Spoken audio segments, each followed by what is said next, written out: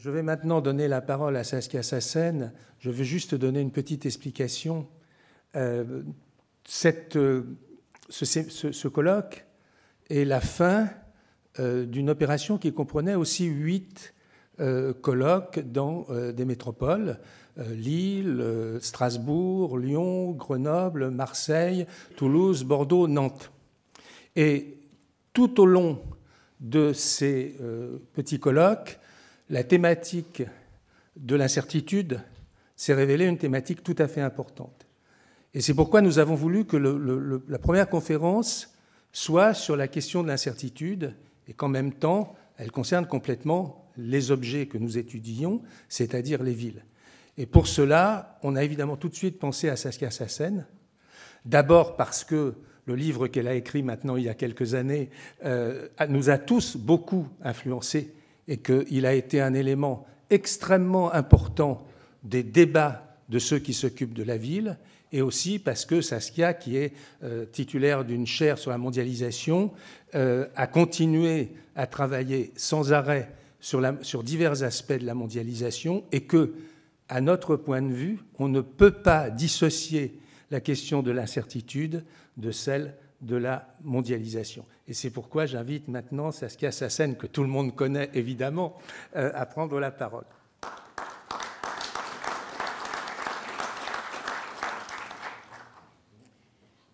Bonjour, c'est toujours un grand plaisir pour moi d'être ici à France, à Paris, mais je parlerai en anglais quand même, hein, parce que mon efficacité en français, c'est vraiment problématique, alors je préfère. Merci beaucoup pour cette introduction tellement généreuse. I don't deserve it, I think, but it's okay. Huh? I like hearing it. English. So I want to start by sort of putting some notions in the air about cities. And a starting point for me is always that the city is a complex but incomplete system. And in that mix of complexity and incompleteness lies the capacity of the city to have an extraordinarily long life, much longer than the formalized power systems, whether kings and queens, presidents, whatever, or all kinds of other features, big businesses, strong, rich, whatevers. They're gone, they're done. But urban space continues to exist. Second point, very important to me, the neighborhoods, le voisinage, the spaces of modest urbanities. They have outlived far more powerful but closed systems. Now, in some of the research that I'm doing today, I mean, not today literally, but in the last few years, I find very disturbing trends that in fact produce a kind of closure dressed in the clothing of density, more and more density, but are actually de-urbanizing the city. And it means that we really need to disaggregate the whole question of density from the question of urbanity. You know, it used to be for the longest time, if it was dense, it had to be a city. Today we need to interrogate. Manhattan is increasingly dense, big towers, but increasingly de-urbanized. And so I want to talk a bit about these kinds of issues. Now, let me start. I have some slides, and I don't have a lot of time. I have a big clock here with me. So one way in which I like to work the materials about the city is to enter a zone of operational freedom. And I call that zone before method. Because method, in a way, represents a crystallizing of existing knowledges. And so I need to move out of that, especially because I do think that many aspects of the city have changed.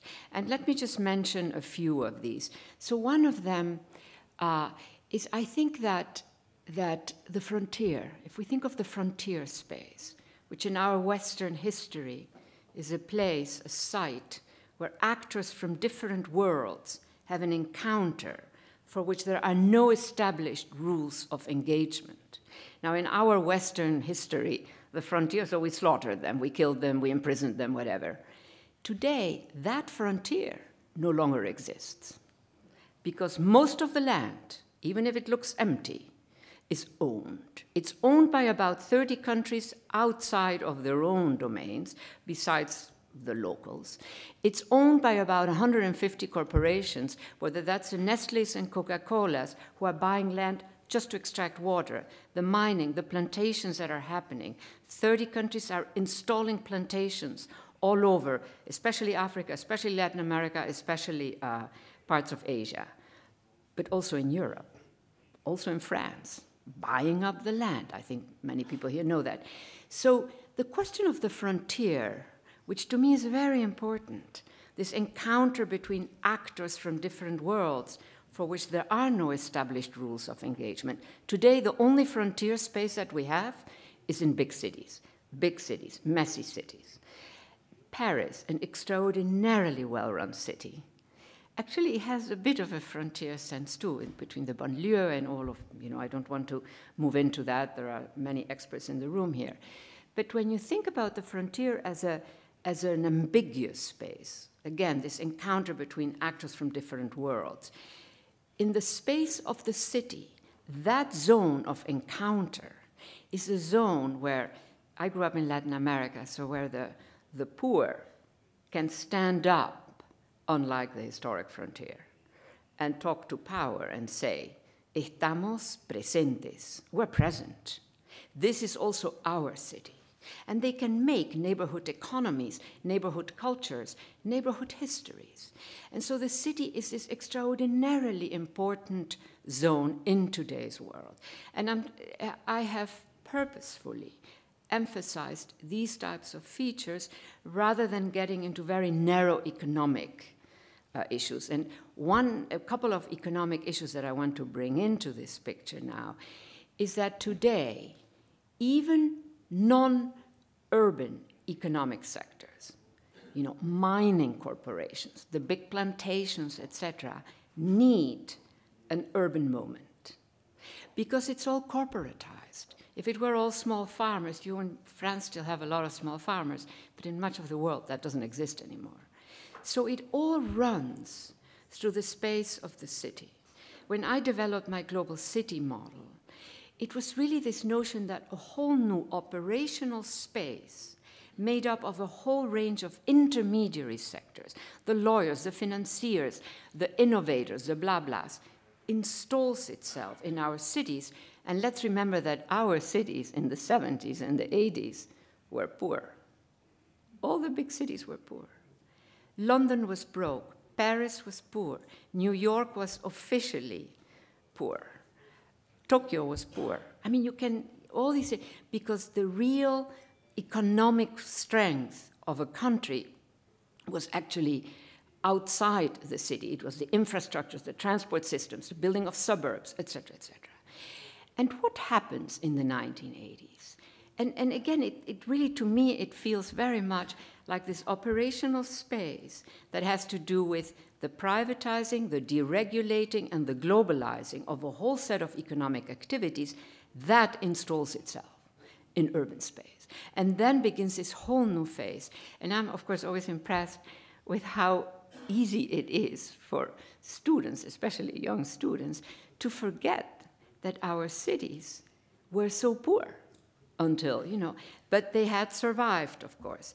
Now, when I say before method here, it is a way of signaling that to understand these transformations in our cities, we actually need to be very careful about how we use existing methodologies and existing paradigms.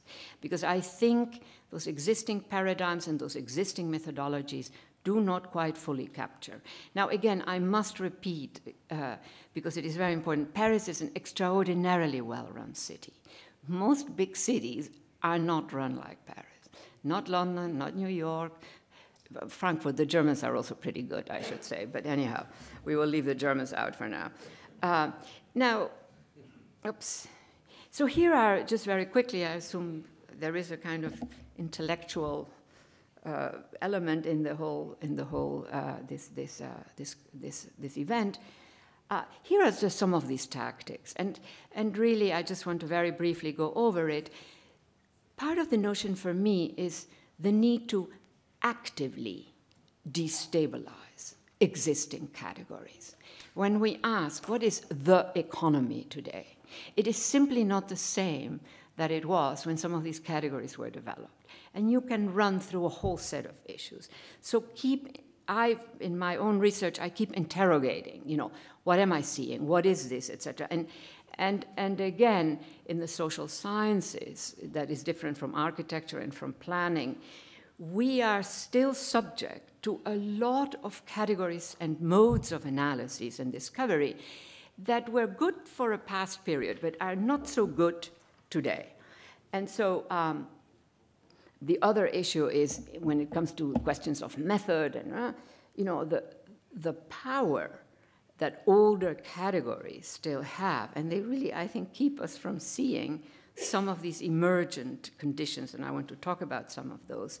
So this question of being in the zone before method, actually, I take it very seriously. I think I have been like that from the start. That is why my first book, by the way, if there are young academics in here, got rejected by 12 publishers, because I was already then in the zone before method. I mean, eventually it all came out fine, but I paid a price, in other words. But I do think we need to, and this is especially regarding the social sciences, get out of some of the categories that we're using. Now, let me start just with a suggestive element here. I don't mean the makers movement, but I mean the notion of making, the practicality of it. We made this, which is extraordinary. In 20 years, we destroyed one of the largest internal seas we have in the world. That is a capability. It's a negative one, but it is. This is even more impressive. 1 billion years, poof, like that, in 20 years. And we did it with simple tools, simple forms of knowledge. So my question is, can we also with simple tools, not what it takes to put, a station in interstellar space, that is complex, that takes algorithmic math, physics, etc. But some of this stuff is very simple. Can we, with simple key codes, with simple DNAs, actually also make a massive transformation? And I think in some ways, with the whole environmental question, and certainly a lot of the architects in Paris, the way they use the environmental question to do architecture, we are sort of beginning to do that. Now, one question that we need to ask when we're dealing with transformative situations is, what is the steam engine of our epoch? The steam engine didn't change everything, but it changed enough to create a new ordering. And at that point, the typical answer is, today, the digital. And I think that that's a mistake. I think the digital was that 30 years ago. Today, the digital is infrastructural, by which I mean necessary, but indeterminate. How you use it is the question. Who gets to use it is the question. In my view, the steam engine of our epoch, that which didn't change everything, but changed enough, and this steam engine is a problem for cities, is finance, high finance, totally different from traditional banking. The traditional bank sells something it has, money. Finance sells something it does not have. And in selling what it does not have, it both has to develop extraordinary instruments for analyses, for execution, etc., and it needs to invade other sectors and extract. And at this point, some of the major trends that we're seeing in major cities are finance executing an extractive operation. And I want to give you some data on that. I'm going to skip this. So here is one example. I think some of you heard about this. This is an instrument that has now entered Europe. It has been declared illegal in the United States by our central bank because it was an enormous abuse. And now Germany is one of the leading, it has over 1 million of these foreclosures. So this is sort of a invisible history in the making. So this is an instrument that had nothing to do with providing housing. It had everything to do with finding assets, materialities, because the high investment circuit was complaining with the financial sector, saying, no more derivatives. I don't want any more derivatives. Give me an asset-backed security. Well, there were not many assets left that were not already financialized, but there were. Here was a possibility. And it is a brilliant instrument, the product of algorithmic math, physics, nothing to do with microeconomics or macroeconomics. And it had a catastrophic effect. Anyhow, the image that I want to give you is made up of two elements. One element, it dressed itself in the clothing of mortgages. 16 million households were sold these mortgages. They got to sign in a period of about 4 years. In other words, a deployment of vast numbers. Sign. You don't have to pay anything. Sign. 700 a week, every individual who was doing this had to get. That way, 16 million were signed in about 4 years. That's impressive, huh? Now, what was the purpose of this? The purpose was to get assets. There were not many assets left. Housing, even modest housing, very modest housing, because these were mostly poor people. Even that could function as asset. The notion is, what happens is like you create a field, a big field, and you throw in all these materialities, the toilets, the walls, the ceilings, the bathtubs, everything. Are you still with me, I hope? I get very enthusiastic when I talk about this. So anyhow, and then you extract a bit of asset. You mix it with high-grade debt, fancy debt that anybody can trust. And you put in that very weak asset. And you say, here's an asset-backed security. Now, I repeat, 16 million plus of those contracts were signed. Today, most of these people are out of their house. 14.5 million foreclosures. A foreclosure does not mean that you're out, but most of them wind up being out. It's a tragic history of 10 years. Now it's Germany, and this goes on, by the way. Germany has over 1 million.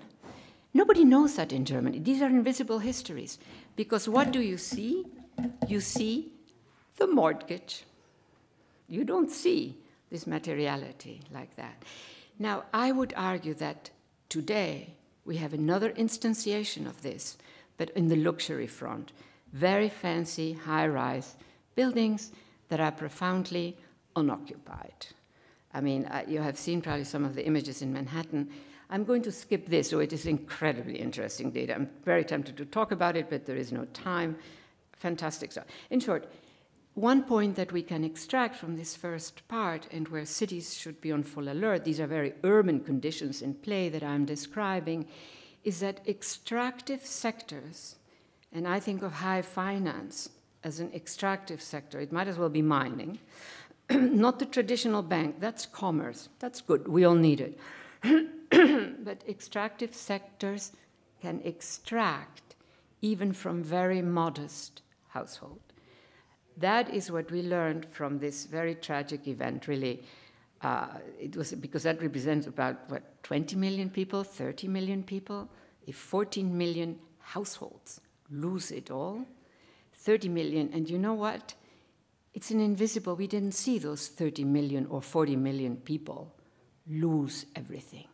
They sort of disappear. We have new tent cities all over. I mean, it's an extraordinary parallel history that is almost invisible in its full materiality. And this sort of for me is another issue, and that is that the material, here it tells us a story, but so often the material is not telling us, it's not capable of carrying the burden of a certain type of reality as it could do in the past, I would argue. Now here is this other mutation of urban land that I'm interested in. By the way, I got the new figures, and they just keep growing. This is what I'm going to show you very briefly. The project has several elements, but I'm just going to show you. These are just acquisitions of properties, the buying of properties, existing properties. There also is new development. And the figures that you see, so this year, if you took I'm looking at the top 100 cities in the world. Clearly, here we only have 10, huh? But if you look at the full 100 cities, in that particular sequence of years, the total value that was spent by the buyers was about $600 billion. The latest figures that I have seen, it's over 1.3 trillion. That's 3 more zeros, and they're all working.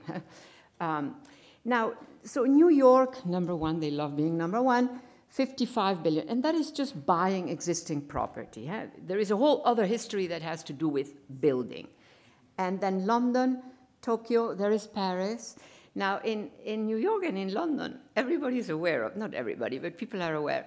I found that in Paris, there is less awareness that there's a lot of buying up. The Kazakhstanis are buying quite a few of your buildings. The Germans are buying, you know, and I have a long list of the buyers. I might talk about that a bit more. And here, if you just look at foreign, and there it's London. For instance, in London, the Qatari royals now own more of central London than the Queen of England. I mean, I find this positively adorable, you know what I mean? I really don't care about either one of them. But it tells you a story. And again, Paris, pretty high up, when you look at just at the foreign investments. Again, the figures for this last mid to mid-year show a very, very significant escalation in this. Oops. Now, here is an issue that has engaged me also in all of this, and that is, what is the material telling us today? There was a time when you saw a building, okay, it was a building. What does the facade of a building today actually allow us to tell? So I love this little one very quickly. This is central London. There's a Tim's, etc. These are all very grand buildings, mostly older buildings, except for this one, which I find particularly ugly. I don't want to offend anybody here. But anyhow, you know, both of these are really very nice. And it's full of tourists, so I had to walk there for the journalists, whatever. And I heard all these people say, look at these wonderful British buildings. Well, ladies and gentlemen, they're all owned by one Chinese company. Now, I don't want to hit on the Chinese. I don't know how the translators translated hit. Hit could mean kill. I don't mean that at all. But the Chinese are major buyers around the world, in Brazil, in Africa, no matter where you look. So it's a moment, a historic moment, so to speak. But the facades don't tell you anything. They don't tell you. The Chinese also, one big company also bought 14 Grachthuizen in the Netherlands, in Amsterdam. You know, I mean, so there was a time, I think, when these facades talked. They had a language that was clear. I'm a fancy house, I'm whatever. Now you don't know what you're looking at, because there is more than the facade, if you want. So the materiality of something goes only so far. Now, if you look at these 100 properties that I'm looking at around the world, categorized by amount of buying, simple buying of existing buildings, minimum price $5 million, etc., you have 10% of the world's population, those cities account for, 30% of the world's GDP, this is a very deceptive, 76% of property investment. This is a misnomer. This is how these are not my data. Huh? These data come from central banks, from all kinds of collective. Now, this refers only to buildings, and this is a third element that I want to leave you with. This refers only to buildings that have been financialized. When a building is financialized, it is the building, but it also has another life, either as a commodity or as an asset-backed security. And you can buy it, sell it, buy it, sell it, buy it, sell it, buy it, sell it, in a way that you cannot buy and sell the building. This is extremely important. So this value refers to a, relatively speaking, at the level of the globe, small number of buildings, but it accounts for this kind of financializing of buildings for a lot. I hope that was clear. Now, according to Seville's, and they know their stuff, I was trying to do some research on Phnom Penh buying, because Phnom Penh is being bought up completely also by the Chinese, by the anyhow, and I couldn't find anything. No expert had any data, and Seville's did, so I sort of respect them. According to Seville's, all these buildings that have been financialized today account for $217 trillion. That is more than global GDP. Global GDP is a certain type of measure, but it's just to give you a sense. This can only be what it is because it's a minority of buildings, because it's been financialized. So that already tells you something about finance as a capability rather than simply as money. Now, this is another, some of you may be familiar with this. So this is 65,000 buildings in London, Greater London, that are all owned by shell companies. In other words, we don't know who owns them, that are all overseas. Not one of them is located in London. Now, what are we seeing when we see this? What we're seeing is the use of the urban, the use of urban space in the form of urban buildings for something that is, who knows what, a form of storing your money if it's dirty money, but I think there is more happening. And I think that part of what this all gets at is a kind of de-urbanizing of the city. And again, that means that the variable density that we have so long associated with city, not so sure what that means. Now, this is Manhattan. This is a very particular case that I want to go through very quickly. These are new buildings, very fancy buildings, very expensive buildings. They're mostly unoccupied. We have several such towers. The few people who have bought and live in there, many of them are leaving because they say, I never see anybody else in this huge hulk of a building. So here is one famous tower. Here is another. One could really call them infamous towers, but anyhow, another tower. And here's another one. I want to go back to, see if I can go back here. Well, so here is something that I think we should also be aware of, and that is that these buildings, so there they are in Manhattan, they are empty, and people begin to think, oh my God, those people who built those buildings are not making any money. No, not correct. They're making piles of money. And here is an urban effect that is truly problematic. You can have all these dead, if I could only go back to that other slide. No, okay.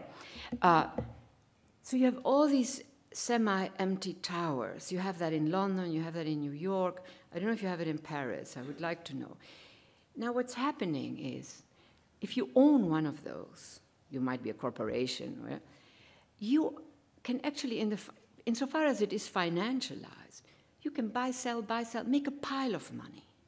At the level of the urban experience, this is deadly for a city. Manhattan is really losing its urbanity, And you're making much more money by having that as an asset that you can use a wall from, a ceiling, a floor, a bathroom, it doesn't matter what, and create an asset for an asset-backed security. And you make millions, billions. The value of finance and asset-backed securities are one key element, so are all kinds of other things, is over $1 quadrillion today.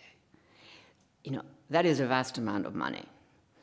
That is no longer money, that is something else. And that part of that something else is that there is the building, it looks dead, it looks closed, it looks like it de-urbanizes, and you think, poor investor? No, a lot of money being made. Now, at that point, I would argue that high finance is truly a threat to urbanity, even if they're very localized urbanities. Now, I think I have to end. Can somebody tell me, because I can talk.